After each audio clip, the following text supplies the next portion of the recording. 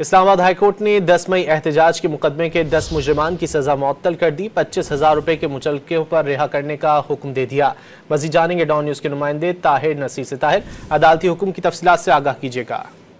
जी बिल्कुल, देखिए बानी बिटेई की 9 मई गिरफ्तारी के बाद 10 मई 2023 के एहतजाज पर दर्ज मुकदमे के 10 मुजरिमान की सजाएं मुअत्तल कर दी गई हैं और अदालत ने मुलजमान को 25,000 रुपए मुचलकों पर रिहा करने का हुक्म दे दिया है। इस्लामाबाद हाई कोर्ट के 2 रुकनी बेंच जस्टिस मोहसिन अख्तर गैनी और जस्टिस सरदार इजाज इज़हाक खान ने सजा मुअत्तल की है।